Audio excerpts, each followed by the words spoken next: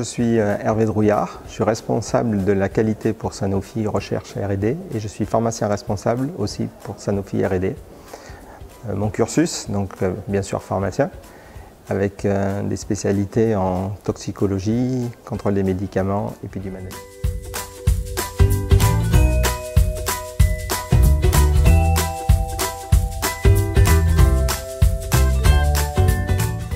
Je formulerai différemment. C'est quels sont les métiers que le pharmacien ne peut pas faire dans l'entreprise. Et je dirais aujourd'hui, médecin conseil, c'est le seul métier que le pharmacien ne peut pas faire. Aujourd'hui, je pense que le pharmacien peut effectuer toutes les activités qui existent dans un laboratoire pharmaceutique. Et il y a des exemples, on peut trouver des pharmaciens partout dans toute notre organisation.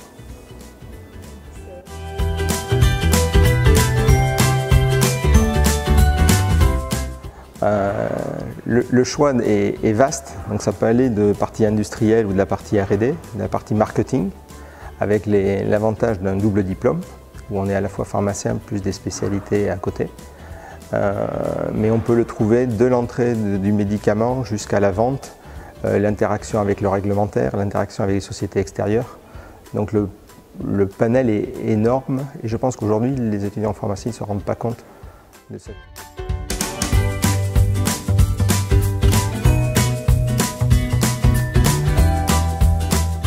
Le parcours type, c'est assez compliqué parce que vous avez vu, le panel étant très large. Aujourd'hui, il n'y a pas de... Autrefois, il y avait des cursus qui étaient clairs, c'était ingénieur chimie, il allait faire de la chimie, le pharmacien, il allait faire de la galénique. Aujourd'hui, c'est plus du tout vrai. Donc il n'y a pas de parcours type. Pour une bonne raison, c'est que quand on rentre sur un poste ou dans un métier actuellement, on est quasiment sûr qu'au bout de 3-4 ans, on fera autre chose.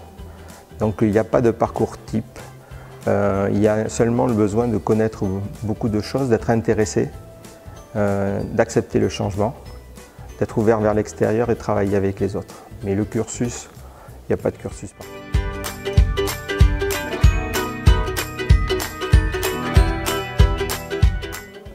Tout à fait.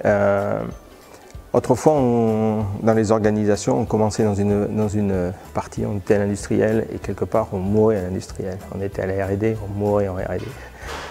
Aujourd'hui, c'est fini. On est obligé de faire du développement complet du produit et d'assurer un certain nombre de tâches. Donc il est vraiment crucial que les personnes puissent changer d'un poste à l'autre pour bonne raison, pour bien comprendre les besoins des équipes. Et donc le fait de travailler sur des métiers différents et de changer de façon régulière est vraiment un avantage. Et le pharmacien a aussi un avantage par rapport à ça, c'est par rapport à sa culture. Il voit l'ensemble d'un développement de produits, il connaît les relations avec le patient, tout un tas de choses qui sont vraiment très importantes pour l'évolution du métier de pharmacien au sein de l'industrie pharmaceutique.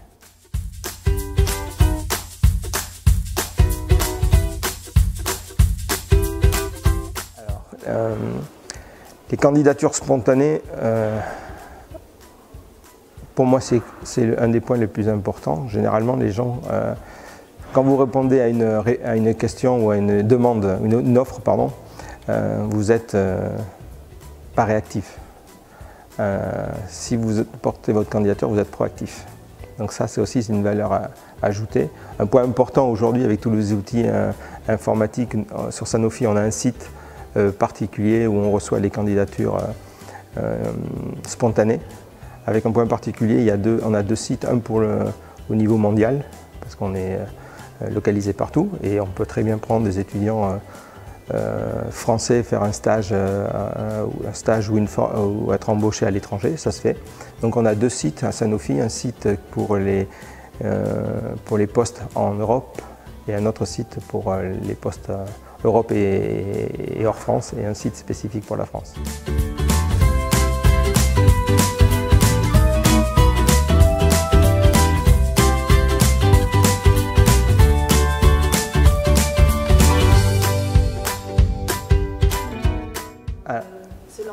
Ouais, le moule, j'aime pas. Il n'y a pas de moule. Ce que j'attends, c'est qu'il soit naturel.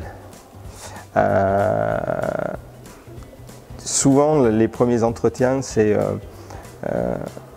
on a toutes les caricatures des mots qu'il faut dire, des mots qu'il ne faut pas dire, et ça peut pas. Il faut que la personne elle soit naturelle. On le voit très vite dans l'entretien si c'est des phrases que la personne a apprises. En fait, quand on embauche quelqu'un, surtout si c'est une personne jeune, globalement, potentiellement, on va l'embaucher pour 25 ans ou 30 ans, enfin, sauf si la personne veut partir, c'est un problème. Mais j'allais dire qu'on prend plus une personne par rapport à son caractère, son comportement et sa capacité à évoluer. Je pense que c'est dans la présentation qu'on peut faire dans l'entretien, c'est vraiment de montrer notre capacité au changement, d'être prêt au changement, capacité à être agile et montrer qui on est. Parce que honnêtement, quand vous sortez de la fac de pharmacie, vous avez globalement tous les mêmes diplômes. Donc on ne va pas faire la différence par rapport à un diplôme, on va faire une différence par rapport à une personne. Donc l'entretien, c'est toujours quelque chose de bien particulier où il y a une alchimie qui se fait ou qui ne se fait pas entre les personnes. Le CV, c'est vraiment très important. Et vous posez la question, quand vous avez terminé votre CV, est-ce que ça représente qui vous êtes? Ou est-ce que ça représente la personne que vous voulez être? Ce qui est tout à fait différent. Moi, personnellement, quand je vois des CV, il y a toujours une phrase, un mot qui m'attire. Je pense au dernier CV que j'ai regardé, la personne que j'ai contactée, elle avait fait une formation Montessori, l'école Montessori. Je ne connaissais pas, ça m'a attiré.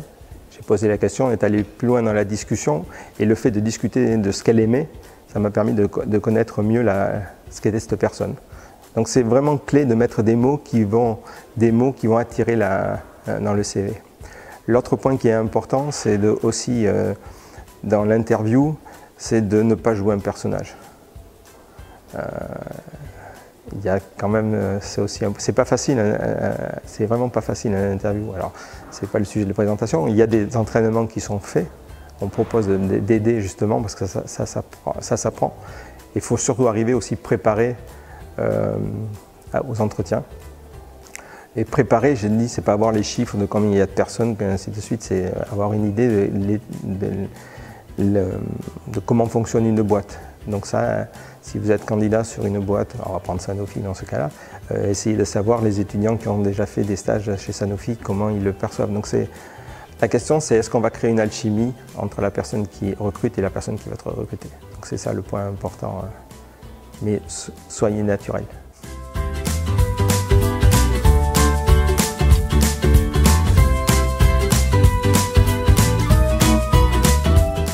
Alors, les langues, c'est obligatoire.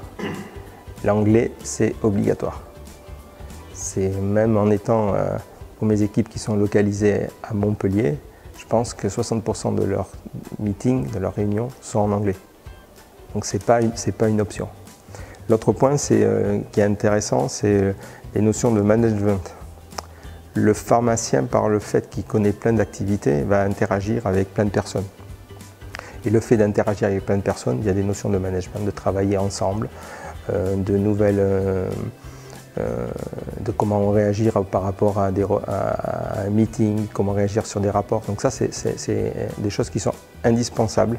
Alors après, il y a des plus. Hein. Aujourd'hui, on travaille de plus en plus avec d'autres pays comme la Chine. C'est aussi regarder, ça serait un plus d'avoir une idée sur le mandarin, chinois, la culture. Le fait aussi d'avoir une certaine connaissance sur les différences entre un pays de culture.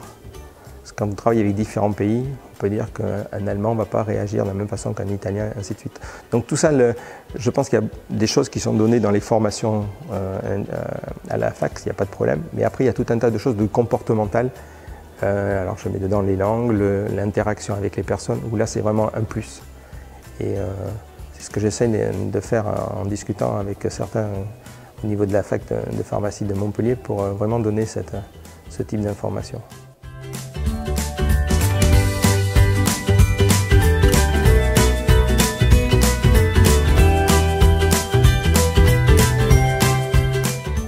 Message à faire passer, c'est le métier de pharmacien, c'est un beau métier. Et je pense que les pharmaciens, je parle industrie, je parle industrie, je pense que les pharmaciens ne se rendent pas compte de ce qu'ils peuvent faire. Et l'autre point important, et je le présenterai tout à l'heure, c'est que le métier change complètement. On parle beaucoup du digital, C'est aussi une valeur, un point ajouté important, le digital. Dans les postes que l'on recrute aujourd'hui, il y a des notions importantes. Soyez fiers de votre métier. Ce que je dirais, quand on voit dans le même poste des étudiants en pharmacie ou d'autres écoles, on sent quand même la différence de ceux qui sont fiers de métier et ceux qui ne le sont pas. Voilà. C'est ce que je voulais ajouter.